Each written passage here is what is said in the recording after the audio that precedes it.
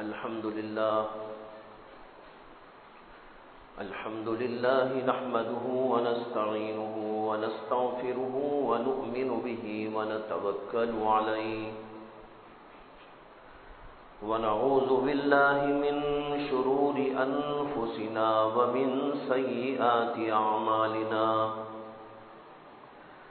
من يهده الله فلا مضل له ومن يضلله فلا هادي له ونشهد أن لا إله إلا الله وحده لا شريك له ونشهد أن سيدنا ومولانا محمدا عبده ورسوله صلى الله عليه وعلى آله وأصحابه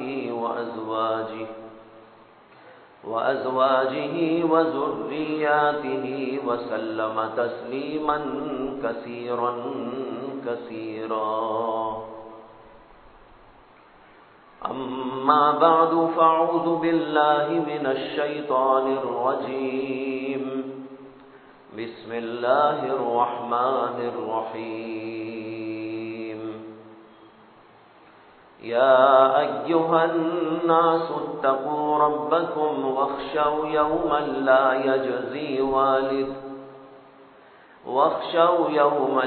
يجزي والد عن ولده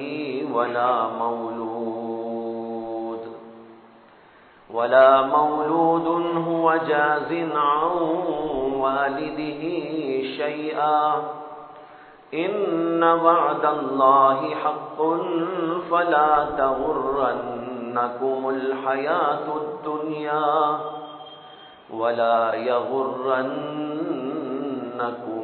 بالله الغرور. صدق اللہ العظیم. آپ حضرات کے سامنے دو جمعہ قبل سے اسی آیت کریمہ پر گفتگو کی جا رہی ہے جو آیت کے اس وقت آپ کے سامنے تلاوت کی گئی. اس آیت کا ترجمہ یہ ہے یا ایھا الناس اتقوا ربکم، اے انسانوں اپنے پروردگار سے ڈر کر زندگی گزارو. واخشوا یوما لا یجزی والد عن ولدہ ولا مولود هو جاز عن والدہ شیئا، اور اس دن سے ڈرو جس دن کے نہ باپ بیٹے کے کام آئے گا نہ بیٹا باپ کے کچھ کام آئے گا. ان وعد اللہ حق، یہ اللہ کا وعدہ بالکل حق ہے، سچ ہے، اس میں کوئی شک نہیں ہے، کوئی شبہ نہیں. فلا تغرنکم الحیات الدنیا، کہیں ایسا نہ ہو کہ دنیا کی زندگی تمہیں فریب میں مبتلا کر ڈالے. ولا یغرنکم باللہ الغرور، اور کہیں ایسا نہ ہو کہ شیطان تمہیں غرور میں مبتلا کر ڈالے. یہ آیت کا ترجمہ ہے. دو جمعہ قبل سے اسی کی یاد دہانی کی جا رہی ہے اور اس سلسلے میں مختلف پہلوؤں کو واشگاف کیا جاتا رہا. یہ بات آپ کے سامنے عرض کی گئی کہ موجودہ دور میں مسلمانوں کے اندر کی بیشتر بیماریاں یہ دراصل آخرت سے غفلت کا نتیجہ ہے. جب انسان اللہ کے سامنے کھڑے ہونے کے احساس سے، آخرت سے، حساب اور کتاب کے مراحل سے غافل ہو جاتا ہے تو پھر وہ جو چاہے کر سکتا ہے. جھوٹ وہ بول سکتا ہے، دھوکہ دے سکتا ہے، الزام تراشی کر سکتا ہے، چوری کر سکتا ہے، ڈاکہ ڈال سکتا ہے، شراب پی سکتا ہے، زنا کر سکتا ہے. کون سی بیماری ہے جو نہیں کر سکتا؟ سب کرنے کے لیے تیار ہوتا ہے. کیوں؟ اس لیے کہ اس کے ذہن کے اندر یہ ہے ہی نہیں کہ ایک دن آنے والا ہے جس کے اندر حساب اور کتاب ہوگا اور اللہ کے سامنے پیشی ہوگی اور وہاں پر اچھے اور برے کا بدلہ دیا جائے گا۔ دوسری بات یہ آپ کے سامنے واضح کی گئی تھی کہ آج ہم لوگ عام طور پر آخرت والے مضامین سے کچھ زیادہ واقفیت نہیں رکھتے۔ بہت سارے لوگوں کے ذہنوں میں یہ ہے ہی نہیں، اگرچہ عقیدہ تو ہے، اگر عقیدہ ہی نہ ہوتا تو پھر مسلمان ہی کہاں ہوتا؟ مسلمان وہی ہوتا ہے جو آخرت پر یقین رکھتا ہے۔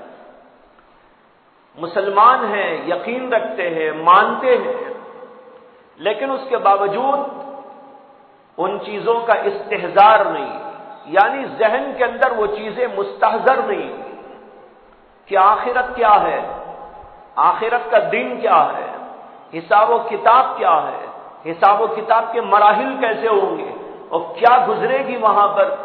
عام طور پر ذہنوں کے اندر یہ بات نہ ہونے کی وجہ سے ہمارے ذہنوں کے اندر سے نکلتا جا رہا ہے اور ہم برائیوں میں، ہر قسم کے عیوب میں گرفتار ہو رہے ہیں۔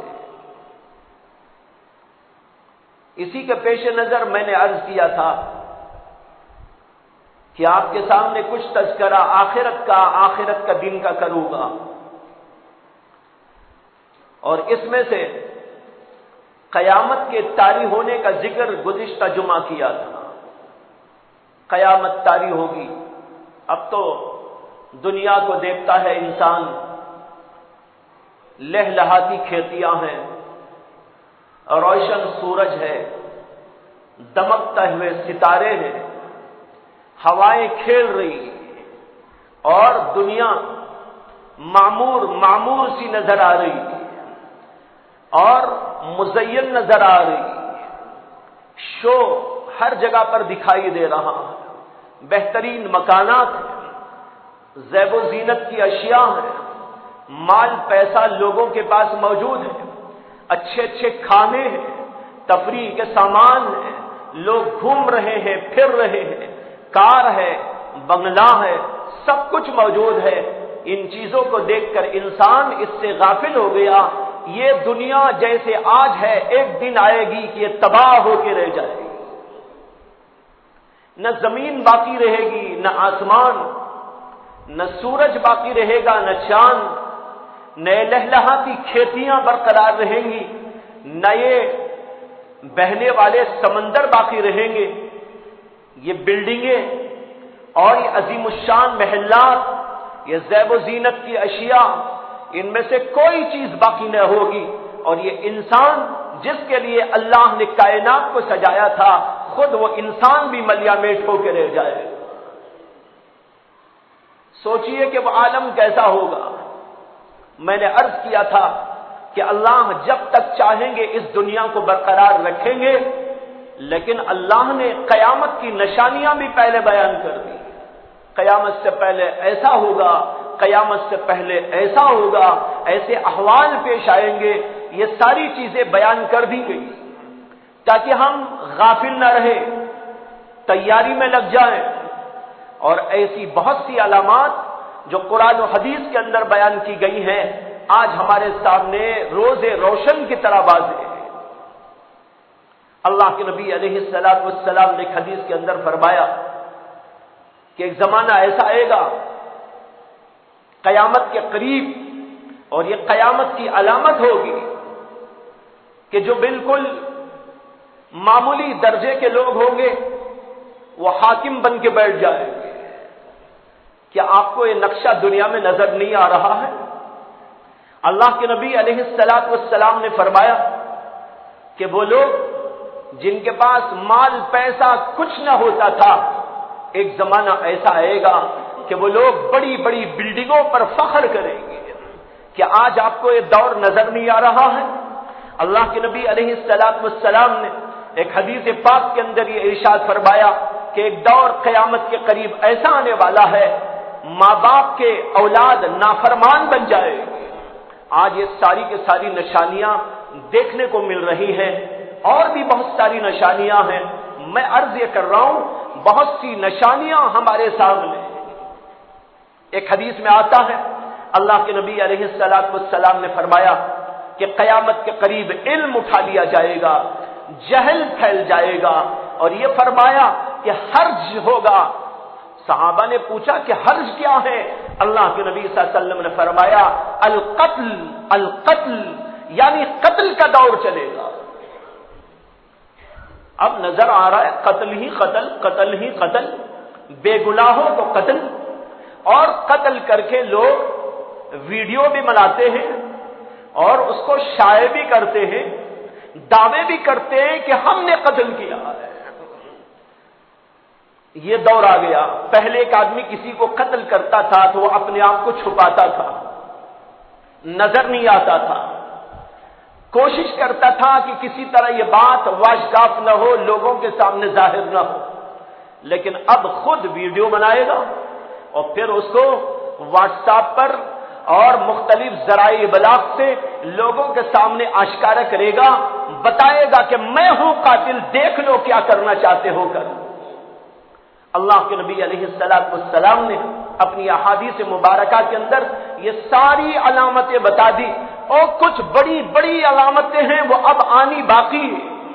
حضرت عیسیٰ علیہ السلام دنیا میں آئیں گے، حضرت مہدی علیہ السلام دنیا میں آئیں گے، دجال کا آنا ابھی باقی ہے، اور ایک آگ آئے گی اور وہ دکھائی دے گی لوگوں کو. ایک دھواں آنے والا ہے، وہ دھواں دکھائی دے گا لوگوں کو. یہ بڑی بڑی علامتیں. اور ایک آخری علامت یہ ہوگی کہ یہ سورج جو ہمیشہ مشرق سے نکلتا ہے مغرب میں ڈوب جاتا ہے، ایک زمانہ قیامت کے قریب ایسا آئے گا کہ اس وقت سورج مشرق سے نکلنے کے بجائے مغرب سے طلوع. سارے لوگ انتظار میں ہوں گے کہ کیا بات ہے، سورج نکلتا نہیں، سورج نکلتا نہیں، سورج نکلتا نہیں. لوگ سو سو کر تھک جائیں گے، اٹھ کے گھبرا جائیں گے کہ ارے آج سورج کیوں نکلتا ہے، کیوں نہیں نکلتا ہے. دیکھتے دیکھتے لوگوں کو دکھائی دے گا کہ ادھر سے نکلنے کے بجائے سورج ادھر سے نکلا ہے. یہ سب کچھ ہونے والا باقی ہے. بھائیو، میں صرف اشارے دے رہا ہوں. اللہ کے نبی علیہ السلام نے یہ سب کچھ ہم کو بتایا، ایسا ایسا ہونے والا ہے.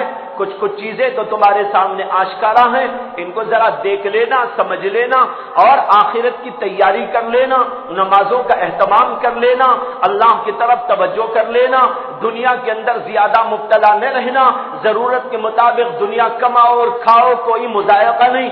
اصل چیز تو تمہاری آخرت ہے، آخرت کی فکر کرو اور اس کے لیے تیاری کرو، جمع کرو. یہ سب کچھ ہم کو بتایا، اور یہ بتایا کہ قیامت آئے گی تو اس طرح آئے گی کہ پوری کائنات توڑ دی جائے گی، پھوڑ دی جائے گی، ختم کر دی جائے گی. اذا الشمس كورت واذا النجوم انكدرت واذا الجبال سيرت واذا العشار عطلت واذا الوحوش حشرت واذا البحار سجرت واذا النفوس زوجت واذا الموءودة سئلت بأي ذنب قتلت. اللہ نے قیامت کا نقشہ کھینچا ہے. سورج لپیٹ کے رکھ دیا جائے گا، یعنی بے نور کر دیا جائے گا، ستارے گرنے شروع ہو جائیں گے، پہاڑ چلنے شروع ہو جائیں گے، عمارتیں ٹوٹنی شروع ہو جائیں گی، اور جنگل کے وحشی جانور انسانوں کی طرف آنا شروع ہو جائے. میں نے عرض کیا تھا کہ حدیث میں آتا ہے کہ نبی اکرم صلی اللہ علیہ وسلم نے ارشاد فرمایا جب اللہ تعالیٰ سور پھونکنے کا حکم دیں گے، وہ ساری علامات گزر جانے کے بعد جو احادیث کے اندر بیان کی گئی، اللہ فیصلہ کریں گے کہ اب دنیا کو توڑ دینا ہے، فنا کے گھاٹ اتار دینا ہے. حضرت اسرافیل علیہ السلام جن کو اللہ نے سور دے کے بٹھایا ہوا ہے، اور وہ سور منہ میں لیے بیٹھے ہیں کہ جو ہی حکم ہوگا میں پھونک ڈالوں. اللہ نے اس فرشتے کو اور کسی کام کے لیے نہیں پیدا کیا ہے، اس کا صرف یہی کام. معلوم نہیں کب اللہ نے اس فرشتے کو بلایا، کتنے ہزاروں ہزار سال گزر گئے، اس کا صرف یہ کام ہے کہ سور لیے بیٹھا ہے، پھونکنے کا حکم ہوگا تو پھونکے گا. اللہ کے نبی صلی اللہ علیہ وسلم نے فرمایا جب لوگوں نے پوچھا تھا کہ یا رسول اللہ صلی اللہ علیہ وسلم آپ بڑے غمناک دکھائی دیتے ہیں، آپ کے چہرے انور کے اوپر ایسا لگتا ہے کہ غم سوار ہے، اللہ کے نبی علیہ السلام نے فرمایا میں کیسے اطمینان سے بیٹھ سکتا ہوں جبکہ اسرافیل سور لیے پھونکنے کو تیار بیٹھے، جب اللہ کا حکم ہوگا وہ پھونکیں گے۔ اللہ کے نبی صلی اللہ علیہ وسلم نے فرمایا دنیا چل رہی ہوگی، کھانا پینا چل رہا ہوگا، بازار کھلے ہوئے ہوں گے، لوگ دیکھ رہے ہوں گے، چل رہے پھر رہے ہوں گے، کچھ لوگ باہر ہوں گے گھروں کے، کچھ لوگ اندر ہوں گے گھروں کے، ساری دنیا اسی طرح کام کاج میں مشغول ہوگی۔ اللہ تعالیٰ حکم دیں گے سور پھونکنے کا، اور سور پھونکا جائے گا اور یہ آواز شروع ہوگی جنگلات کے ایریا سے، جنگلات میں آواز شروع ہوگی، دھیمے دھیمے شروع ہوگی اور پھر بڑھتی چلی جائے گی، بڑھتی چلی جائے گی، ایسی بڑھتی جائے گی کہ قرآن کریم نے اس کے لیے لفظ صاخہ استعمال کیا ہے۔ فَإِذَا جَاءَتِ الصَّاخَّةُ، صاخہ کے معنی آتے ہیں ایسی زبردست و کرخت آواز کہ کانوں میں پڑے تو انسان ہارٹ فیل ہو جائے، کان پھٹ جائے، اس کے ہوش و حواس برقرار نہ رہے، ایسی زبردست قسم کی آواز وہاں سے شروع ہوگی۔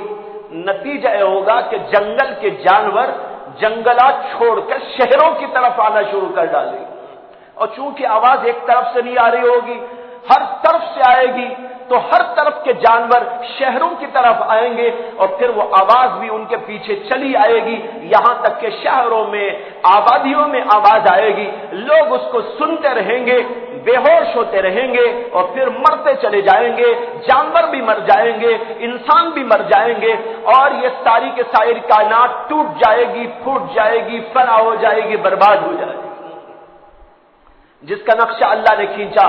اذا الشمس كورت واذا النجوم انكدرت واذا الجبال سيرت واذا العشار عطلت واذا الوحوش حشرت، اور آیتیں بھی ہیں، یہ وہ آیتیں ہیں اور وہ سورتیں۔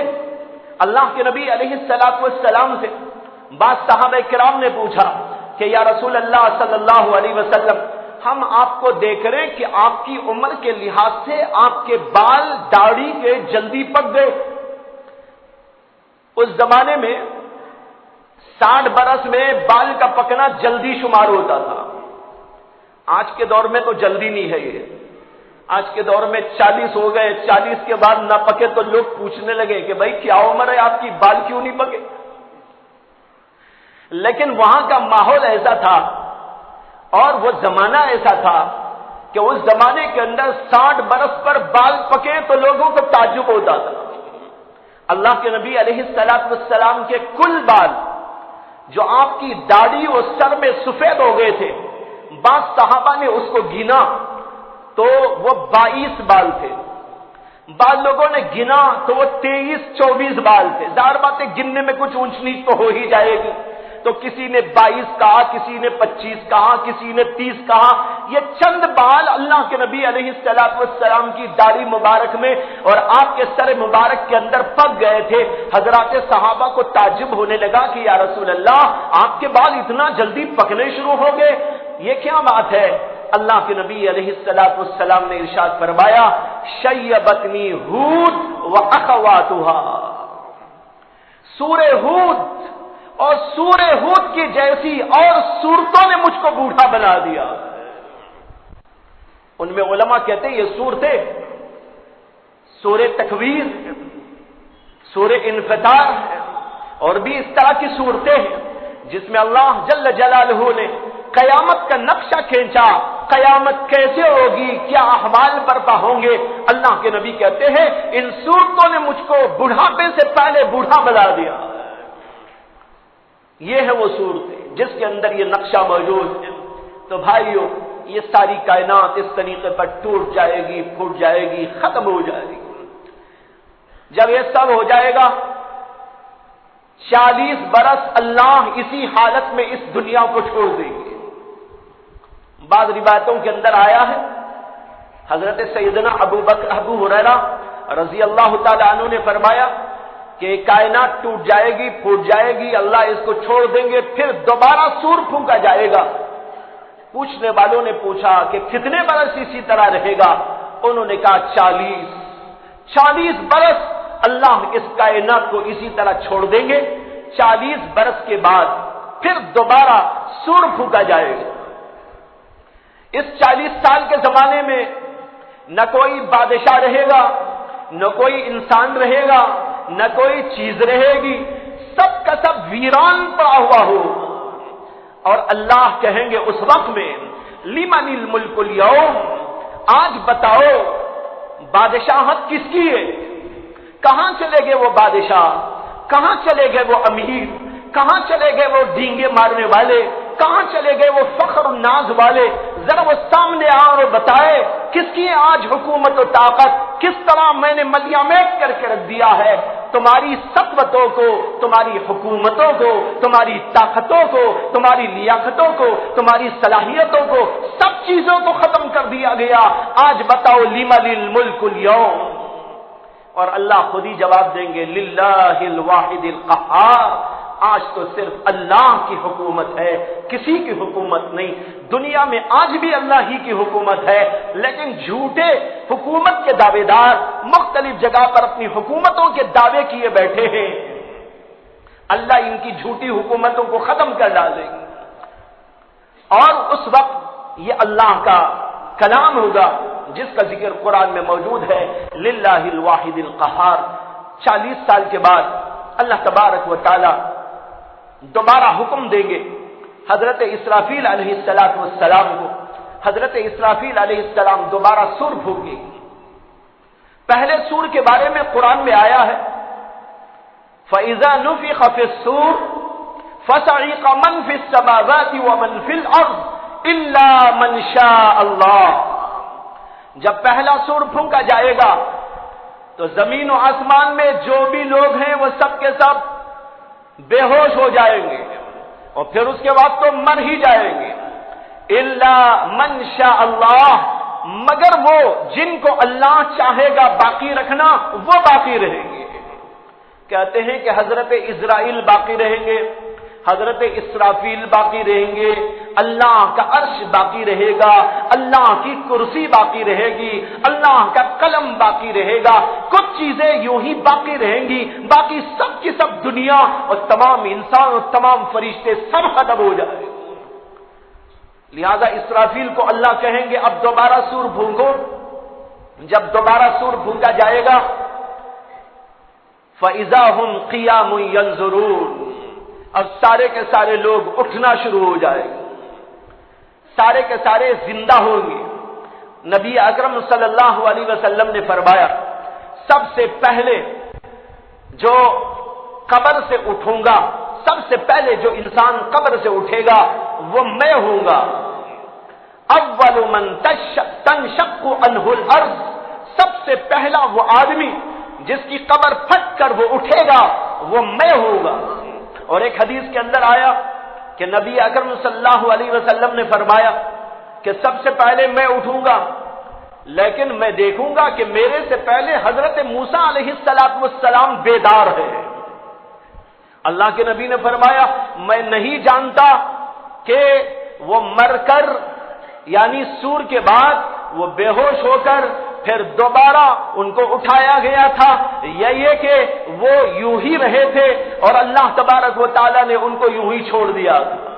بہرحال یہ فرمایا نبی اکرم صلی اللہ علیہ وسلم نے، اور اس کی وجہ دراصل یہ ہے کہ آپ نے فرمایا کہ جب اللہ کا دیدار کرنے کی انہوں نے خواہش کی تھی کوہ طور پر جا کر اور عرض کیا تھا کہ اے میرے پروردگار ربی ارینی انظر الیک، اے اللہ میں آپ کو دیکھنا چاہتا ہوں۔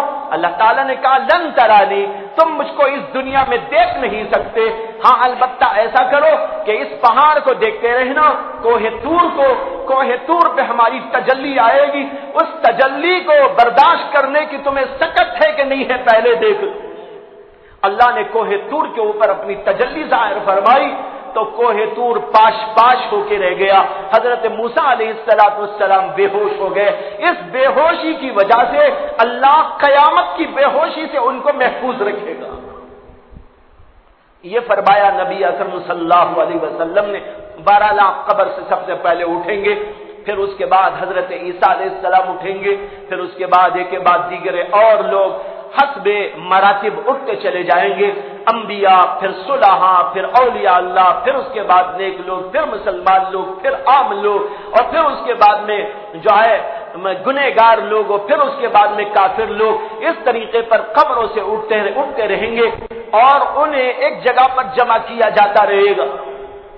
قیامت کا میدان کہاں پر ہوگا؟ لوگوں کے اندر یہ بات مشہور ہے کہ وہ عرفات کا میدان ہو، لیکن کسی روایت میں اس کا ذکر نہیں ملا۔ البتہ روایتوں میں یہ ملتا ہے کہ اللہ تبارک و تعالی ایک اور زمین پیدا فرمائے گی، یوم تبدل الارض غیر الارض، ایک اور زمین بدل کے لائی جائے گی، وہ زمین دراصل حشر کی زمین ہوگی۔ اس کے بارے میں بخاری شریف کے اندر روایت موجود ہے کہ نبی اکرم صلی اللہ علیہ وسلم نے فرمایا قیامت کی زمین جو اللہ پیدا فرمائیں گے وہ بالکل صاف ستھری بڑی پاکیزہ ہوگی، اور اس کے اندر کوئی ٹیلے ویلے اور ناہمواری اور کوئی چیز نہ دکھائی دے گی، یہاں سے وہاں تک چٹیل اور بہت ہی صاف ستھری زمین ہوگی۔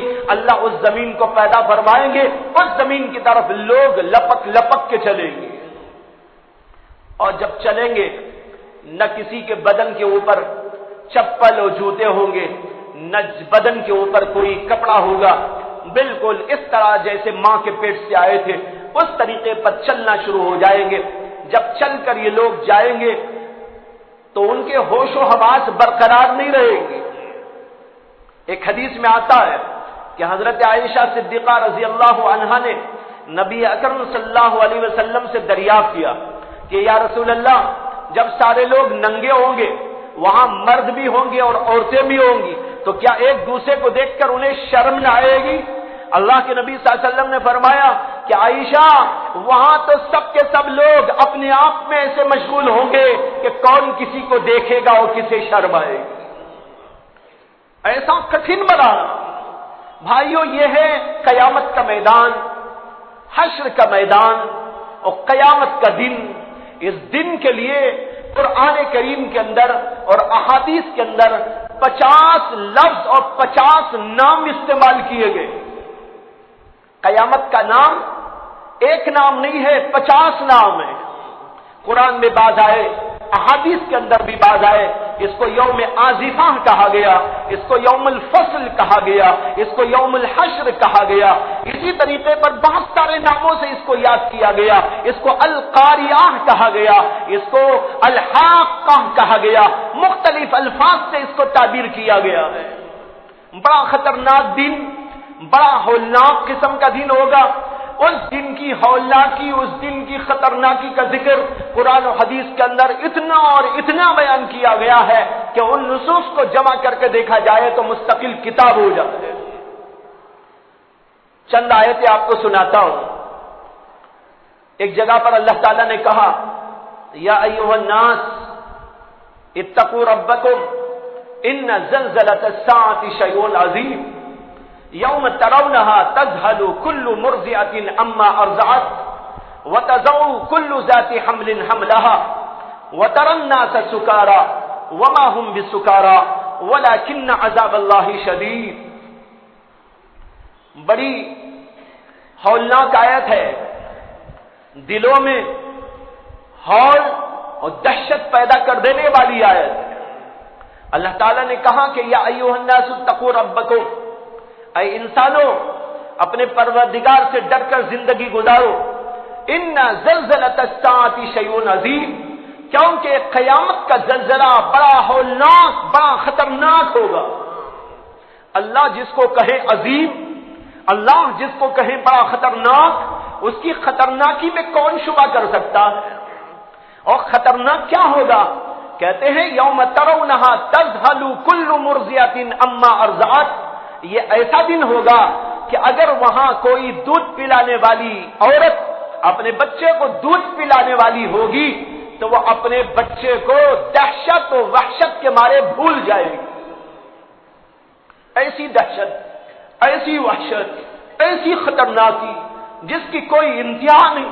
حالانکہ ہم جانتے ہیں کہ ماں کبھی اپنے بچے کو بھولا نہیں کرتی، اسے تکلیف ہو جائے، اسے پریشانی ہو جائے، اسے کلفتیں آ جائے، اسے بھوکا رکھ دیجئے گا، اس کی نیند نہ ہو، اسے چین نہ مل رہا ہو، وہ تڑپ رہی ہو کسی بیماری سے، لیکن کبھی اپنے بچے کو نہیں بھولا کرتی۔ لیکن قیامت کا زلزلہ اور قیامت کی وحشتناکی ودہشتناکی کا یہ حال ہوگا کہ وہاں پر ماں اپنے دودھ پیتے بچے کو بھول جائے گی۔ وَتَضَعُ كُلُّ ذَاتِ حَمْلٍ حَمْلَهَا، اور کسی کے پیٹ میں بچہ ہوگا تو وہ مارے دہشت کے اپنے بچے کو وضع کر ڈالے گی، اسے بچہ نکل آئے گا دہشت اور وحشت کے بارے۔ وَتَرَى النَّاسَ سُكَارَىٰ وَمَا هُمْ بِسُكَارَىٰ، اور لوگوں کا حال یہ ہوگا وہ ایسے لگ رہے ہوں گے جیسے کہ کوئی نشہ پینے والا، شراب پینے والا ڈگمگاتا ہوا چل رہا ہو۔ شرابی آدمی ڈگمگاتا چلتا ہے، اس کے ہوش برقرار نہیں رہتے، وہ سمجھ نہیں پاتا کیا بولا جا رہا ہے، اس کے پیر لڑکھڑاتے رہتے ہیں، ایک ٹانگ ادھر ڈالتا ہے، ایک ٹانگ ادھر کو ڈالتا ہے۔ جس طرح یہ شرابی کا حال، اللہ کہتے ہیں وَتَرَى النَّاسَ سُكَارَىٰ، تم لوگوں کو دیکھو گے کہ وہاں پر وہ ایسے لگ رہے ہیں جیسے کہ شراب کے نشے میں ہو۔ وَمَا هُمْ بِسُكَارَىٰ، حالانکہ انہوں نے کوئی شراب نہیں پی ہے، وَلَٰكِنَّ عَذَابَ اللَّهِ شَدِيدٌ، بلکہ اللہ کے عذاب کی شدت کا نتیجہ ہے۔ یہ آیت ہے بھائیوں، حدیث میں آتا ہے نبی اکرم صلی اللہ علیہ وسلم پر یہ آیتیں جب نازل ہوئی ہیں تو آپ کسی سفر کے موقع پر تھے اور ایک جنگل سے گزر ہو رہا تھا، وہاں پر صحابہ تھک گئے تھے، اللہ کے نبی علیہ السلام کی اجازت سے صحابہ نے آرام کرنا چاہا اور جنگل کے مختلف حصوں میں بٹ گئے، کوئی ادھر کوئی ادھر کوئی ادھر کوئی ادھر ہو گیا اور آرام کرنے لگے۔ اور اسی درمیان میں اللہ کے نبی علیہ السلام پر یہ آیتیں نازل ہو گئی۔ جب یہ آیتیں نازل ہوئی اللہ کے نبی علیہ السلام رونے لگے اور پھر صحابہ کرام کو آواز دی، صحابہ کرام سب کے سب جمع ہو گئے۔ اللہ کے نبی علیہ السلام نے کہا کہ میرے اوپر ابھی ابھی یہ آیتیں نازل ہوئی ہیں، اور پھر یہ آیتیں سنائی۔ وہ سارے کے سارے عربی جاننے والے لوگ تھے، اللہ کی آیتوں کو سن کر ان کے اوپر ایک ایسا حال طاری ہوا کہ بعض لوگوں کی چیخیں نکل گئی، بعض لوگوں نے اپنے کپڑے پھاڑ لیے وحشت و دہشت کی وجہ سے۔ یہ ہے بھائیو قیامت کا منظر جو اللہ نے ایک جگہ پر کھینچا ہے۔ ایک اور جگہ اللہ تعالیٰ نے کہا اذا زلزلت الارض زلزالها واخرجت الارض اثقالها وقال الانسان ما لها يومئذ تحدث اخبارها بان ربك اوحى لها يومئذ يصدر الناس اشتاتا ليروا اعمالهم فمن يعمل مثقال ذرة خيرا يره ومن يعمل مثقال ذرة شرا يره۔ ذرا سوچئے کہ آیتیں کیسی ہیں، دل کو دہلا دینے والی، لیکن لوگوں کو عموماً اس قسم کی آیات پڑھ کر نہ دل پہ دہشت طاری ہوتی ہے، نہ کوئی دلچسپی معلوم ہوتی ہے۔ ماشاءاللہ یہاں بھی دیکھ رہا ہوں بہت سارے لوگ سو رہے ہیں، حالانکہ یہ تو ایسی آیتیں ہیں کہ آدمی آیت سنے تو رات میں بھی سونا چھوڑ دے، اس کی نیند بھاگ جائے، اس کا چین ختم ہو جائے۔ لیکن افسوس کہ ہم قیامت کے ان مناظر سے اور قیامت کی ان ہولناکیوں سے اس قدر اپنے آپ کو دور کیے ہوئے ہیں کہ ان کو سنانے سے ایسا لگتا ہے جیسے کہ کوئی پرانے زمانے کی کسی بادشاہ کے کہانی سنائی جا رہی ہے۔ جیسے بچپن میں ہم کو بھی کچھ لوگ کہانیاں سناتے تھے کہ ایک بادشاہ تھا، اس کے 7 بیٹے تھے، 7 بیٹیاں تھی، اور یہ تھا اور وہ تھا اور پتہ تھا، یوں تھا اور یوں تھا۔ ارے بھائیو، یہ کوئی قصہ، کوئی کہانی نہیں ہے، یہ کوئی منگھڑت واقعات نہیں ہے، یہ وہ آیتیں ہیں جس کے اندر وہ حقائق پیش کیے گئے ہیں جو ہونے جا رہے ہیں اور بہت جلد ہونے جا رہے ہیں، اور آج جو کچھ ہو رہا ہے وہ قیامت کے نمونے سے کچھ کم نہیں۔ اگر انسان اب بھی غور و فکر نہ کرے शादियों में, खाने और पीने में और चीजों की मसरूफियात में इस तरीके पर लगा हुआ हो कि उसे कयामत का यह मंजर पेश भी किया जाए तो उसके दिल के अंदर कोई हलचल न पैदा हो, तो मैं समझता हूं कि उसका दिल मुर्दा हो चुका है। जब दिल पर मुर्दनी छा जाती है, दुनिया का गलबा हो जाता है, मादियत का गलबा हो जाता है, उसके सामने आयतें पढ़ो, उसके सामने कयामत के मंजर पेश करो, उसके सामने अहादीस मुबारका पेश करो, लेकिन उसके दिल के ऊपर कुछ भी असर नहीं होता। वो जहां रहता है वही रहता है। भाइयों, कुरान की आयतें मैंने पेश की, इसको कहते हैं सूरतुल जिलजाल। ये सूरतुल जिलजाल वो है जो दिलों में जलजला बर्पा कर देने वाली। इसका नाम ये जिलजाल, जिलजाल के माने हैं जलजला। इसके अंदर कयामत के जलजले का जिक्र अल्लाह ने किया है। कयामत पे जलजला आएगा, पूरी जमीन में भूचाल आएगा, जबरदस्त भूचाल आएगा।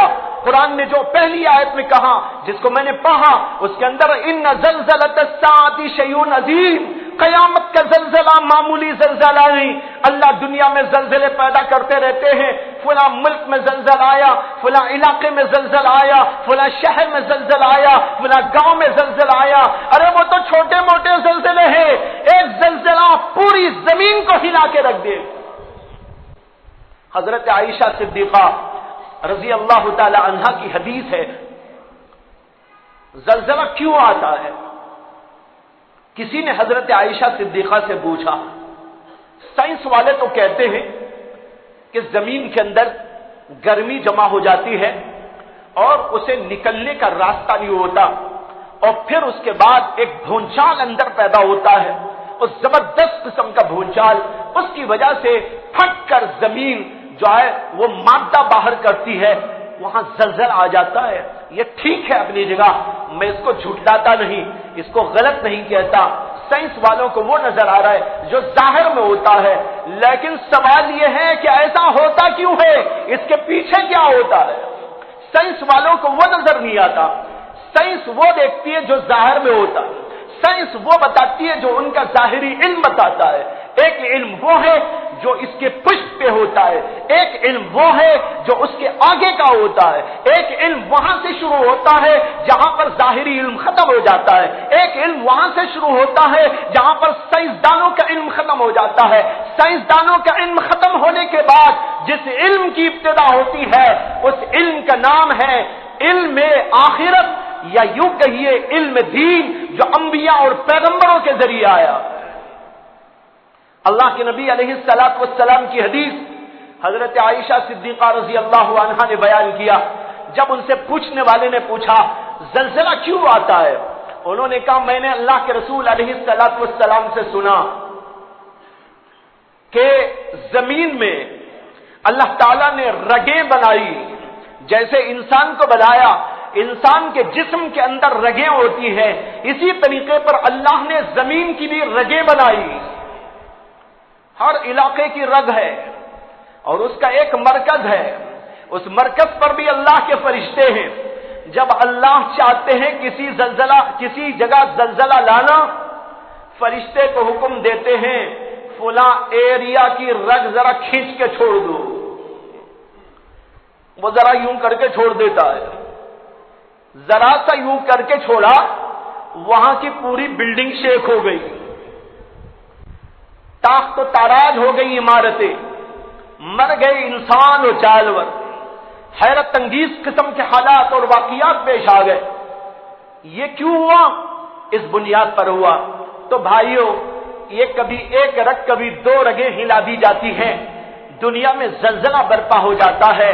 कयामत जब आएगी तो होलनाक जलजला आएगा, वहां पर हुक्म होगा सारी रगों को खींच दो। फिर तो क्या होगा कि पूरी दुनिया यकलख तबाह हो जाएगी। अल्लाह ने इसको कहा इज़ा ज़ुल्ज़िलतिल अर्ज़ु ज़िलज़ालहा, जब जमीन में जलजला आएगा, जमीन को हिला के रख दिया जाएगा। व अखरजतिल अर्ज़ु अस्क़ालहा, और जमीन अपने खजाने उगल डालेगी। जब ये जलजला आएगा, اوپر کا نیچے، نیچے کا اوپر ہوگا، اور زمین کے اندر کے سارے خزانے باہر آ کے پڑیں گے. سونا نظر آئے گا، چاندی نظر آئے گا، اور چیزیں نظر آئیں گی، حیرت انگیز چیزیں انسان کو نظر آئیں گی. ایک حدیث میں فرمایا نبی اکرم صلی اللہ علیہ وسلم نے کہ جب یہ زلزلہ برپا ہوگا تو اس وقت میں ایک آدمی چلتے چلتے دیکھے گا کہ اس کے قدموں تلے سونا بھی ہے، چاندی بھی ہے، مختلف اور چیزیں ہیں، بڑی بھاری بھاری چیزیں ہیں، زمین نے اس کو اگل ڈالا ہے، اس کے قدموں تلے وہ چیزیں موجود. اس وقت میں وہ روئے گا اور کہے گا میں نے کل اپنے ایک بھائی کو اسی سونے چاندی کے لیے قتل کیا تھا، آج میرے پیروں کے تلے ہے، کوئی اٹھانے والا موجود نہیں. کل میں نے اپنے ایک بھائی کو قتل کر دیا تھا. یہ قتل ہوتا ہے، بڑے مسئلے آتے ہیں، اختلافات پیدا ہوتے ہیں، دوریاں بہت پیدا ہو جاتے ہیں، لڑائیوں جھگڑے پیدا ہو جاتے ہیں. ارے کیا کیا ہوتا ہے؟ کیوں؟ یہی سونا، یہی چاندی، یہی مال، یہی روپیہ، یہی پیسہ. یہ روپیہ اور پیسہ انسانوں کو نچاتا ہے، اور یہی روپیہ اور پیسہ انسانوں کو تباہ بھی کرتا ہے. نچاتا ہے، نچاتا ہے، نچاتا ہے، ناچ کر ان کا ناچ ختم ہوتا ہے تو پھر ان کو تباہ بھی کر دیتا ہے. تو بھائیو، وہ اخرجت الارض اثقالہا، زمین اپنے خزانے اگل ڈالے گی. اس وقت میں ان خزانوں کی کوئی ویلیو نہیں ہوگی. آج ہم روپے کو، پیسے کو، چاندی کو، سونے کو، اینٹوں کو، پتھروں کو، سیمنٹ کو، ان سب چیزوں کو بڑا ہائی فائی سمجھ رہے ہیں، لیکن جب یہ سارے خزانے باہر آئیں گے کوئی ویلیو کسی چیز کی نہ ہوگی. وَأَخْرَجَتِ الْأَرْضُ أَثْقَالَهَا وَقَالَ الْإِنسَانُ مَا لَهَا، اور انسان کہے گا ارے کیا ہو گیا زمین کو؟ یومئذ تحدث اخبارها، اس دن زمین اپنی خبریں بھی بیان کرے گی.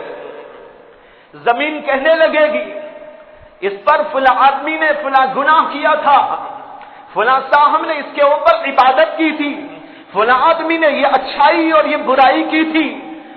جو کچھ بھی ہے سب کچھ وہ خبریں بیان کرے. یہ تو اللہ کے فرشتے لکھ رہے، یہ تو خود ہمارے اعضاء قیامت کے میدان کے اندر اس کی گواہی دینے کے لیے تیار ہوں گے. انسان کتنا جھوٹلائے، انسان سچ کو جھوٹ، جھوٹ کو سچ دنیا میں بنا ڈالے، لیکن دنیا آخری نہیں ہے، دنیا یہ حتمی نہیں ہے، یہ دنیا ختم ہونے والی ہے، آخرت آنے والی ہے. جھوٹ کا جھوٹ، سچ کا سچ سامنے آ جائے گا، ہر اچھا اور برا سامنے آ جائے گا.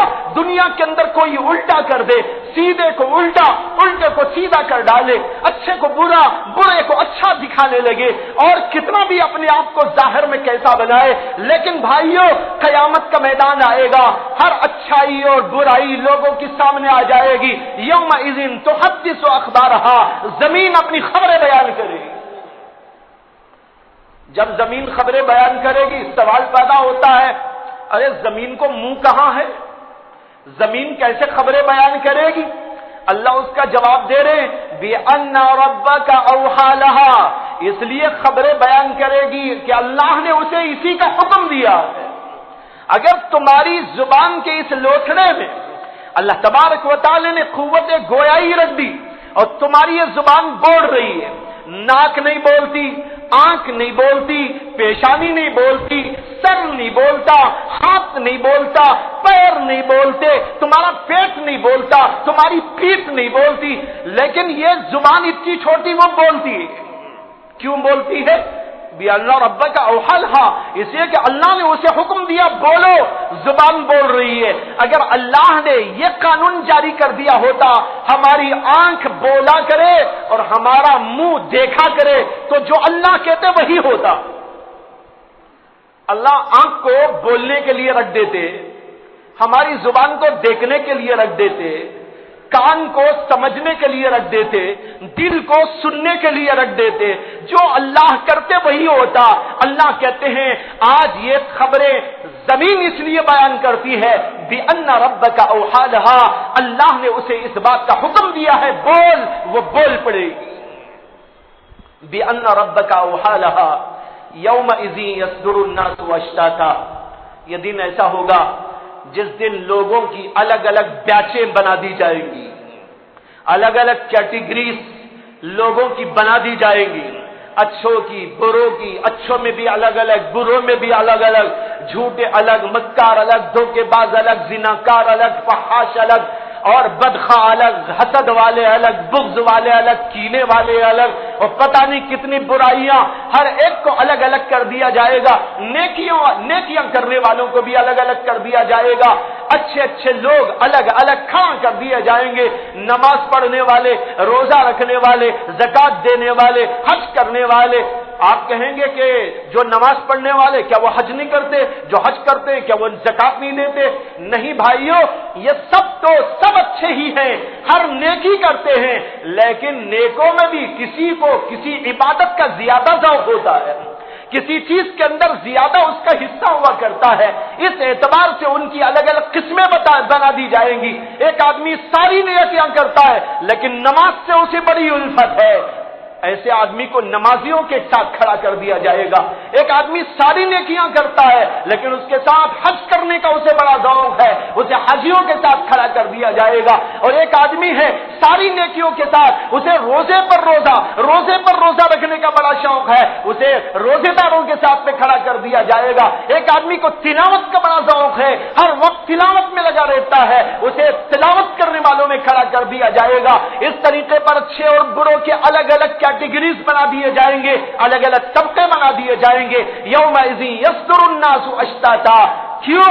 لیروا اعمالہم، تاکہ پوری دنیا کے سامنے ان کے اعمال آ جائے۔ اللہ اکبر! کیا ہوگا؟